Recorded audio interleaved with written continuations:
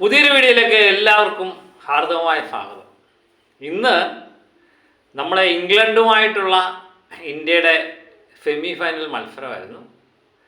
ടോട്ടലായിട്ട് 250 മുകളിൽ ഏകദേശം 252 റണ്ണോളം ഇന്ത്യ എടുക്കുന്നു. ഇന്ത്യ കളി ജയിക്കും എന്നുള്ള പ്രതീക്ഷ തന്നെയാണ് നമ്മൾ കാത്തിരിക്കുന്നത്. ഞാൻ പറയാൻ വന്നതൊന്നുമല്ല. നമ്മളെ സിനിമയിലെ ഏട്ടൻ എന്ന് പറയുമ്പോൾ എല്ലാവർക്കും അറിയാം, ലാലേട്ടൻ തന്നെയാണ്. പക്ഷെ ക്രിക്കറ്റിലെ ഏട്ടൻ എന്ന് ലോകമെമ്പാടും ഇപ്പം പറഞ്ഞുകൊണ്ടിരിക്കുന്നത് സഞ്ജു സാംസൺ എന്ന് പറയുന്ന നമ്മുടെ ഹീറോയാണ്. സഞ്ജുവിൻ്റെ 97 നോട്ട് ഔട്ട് ഒരു ഗംഭീര തിരിച്ചുവരവായിരുന്നു. ഒറ്റ ദിവസം കൊണ്ട് മാറ്റം, ഒരു ഗംഭീരമായിരുന്നു. ഇന്ന് സെമിയിലും ആ രീതിയിൽ എവിടെ നിർത്തിയോ അവിടെ നിന്നുള്ള തുടക്കമാണ്. ഏകദേശം 7ഓളം പടുകൂറ്റ സിക്സറാണ് അടിച്ചത്. ആരാധകരെ എന്താവശ്യപ്പെടുന്നോ, എന്ത് പ്രതീക്ഷിക്കുന്നോ എന്നുള്ളത് സഞ്ജുവിൻ്റെ കയ്യിൽ നിന്ന് കിട്ടി എന്നുള്ളതാണ് ക്രിക്കറ്റ് കളി കണ്ടപ്പോൾ എനിക്ക് തോന്നിയത്. തകർത്തു മോനെ തകർത്തു എന്ന് പറയാം. 89 റണ്ണാണ് സഞ്ജു അടിച്ചു കൂട്ടിയത്. അങ്ങനെ സഞ്ജുവിൻ്റെ പേരത്തിൽ 252 റണ്ണോളം ഇന്ത്യ നേടുന്നു. ഇനിയും മറ്റവരുടെ കളിയും കൂടെ കണ്ടതിന് ശേഷം ഇതിൻ്റെ വിജയപരാജയങ്ങളെ നമുക്ക് വിലയിരുത്താം. എന്നാലും 50% മുകളിൽ ഇന്ത്യ ജയിക്കാനുള്ള എല്ലാവിധ സാധ്യതയും ഇതിനകത്ത് കാണുന്നുണ്ട്. അപ്പം 2 ഏട്ടന്മാരെ തകർത്ത് വാരുന്നതാണ് നമ്മൾ കണ്ടുകൊണ്ടിരിക്കുന്നത്.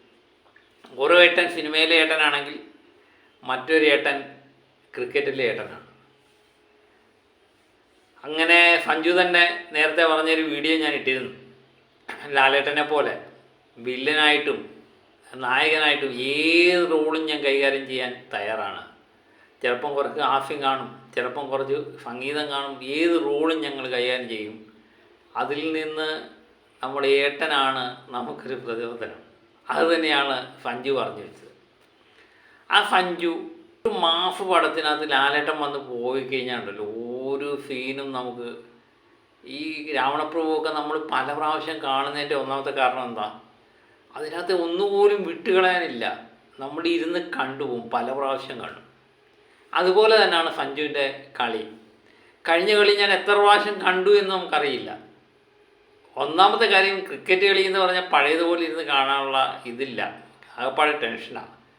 ഏത് നിമിഷവും ഔട്ടാകുമോ എന്നുള്ള ടെൻഷനിലാണ് ഇരിക്കുന്നത്. അതുകൊണ്ട് ഞാൻ ഇടയ്ക്കിടയ്ക്കൊന്ന് വെച്ച് നോക്കും എങ്ങനെയാണ് കളി എന്നുള്ളത്. അതിനുശേഷം ഒരു 50 കഴിഞ്ഞൊക്കെ നമ്മൾ കണ്ടുകൊണ്ടിരിക്കും. അല്ലെങ്കിൽ രാത്രി കുത്തിയിരുന്നത് കാണും. ഈ കളിയെല്ലാം കഴിഞ്ഞ ശേഷം ഇതിൻ്റെ വിജയപരാജയങ്ങളൊക്കെ കണ്ടതിന് ശേഷം കുത്തിയിരുന്ന് കാണും. അത് പല പ്രാവശ്യം കാണും. അതുപോലെ കണ്ട ഒരു കളിയാണ് സഞ്ജുവിൻ്റെ 97 എന്നുള്ളത്. ഇന്നും തകർത്ത് വരുന്ന സഞ്ജുവിനെ നമ്മൾ കണ്ടു.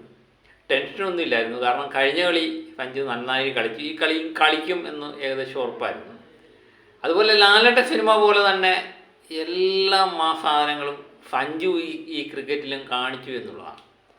അപ്പോൾ നമ്മളെപ്പോഴും വിലയിരുത്തുമ്പം സഞ്ജു പറഞ്ഞ പോലെ തന്നെ ഒരു ലാലേട്ടൻ പടം കണ്ട പ്രതീതി തന്നെയാണ് സഞ്ജുവിൻ്റെ ഏത് ഇന്നിങ്സ് കാണുമ്പോഴും നമുക്ക് മനസ്സിലാകുന്നത്.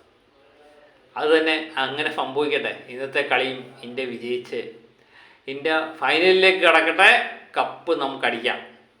ഏട്ടൻ ഒന്ന് ആഞ്ഞ് പിടിച്ചാലുണ്ടല്ലോ, ഏത് മലയും നമ്മുടെ കൂടെ പോരുമില്ലേ. അതുതന്നെയാണ് മലയാളികൾ കരുതുന്നത്. അതുതന്നെയാണ് ലോക ക്രിക്കറ്റ് പ്രേമികൾ കരുതുന്നത്.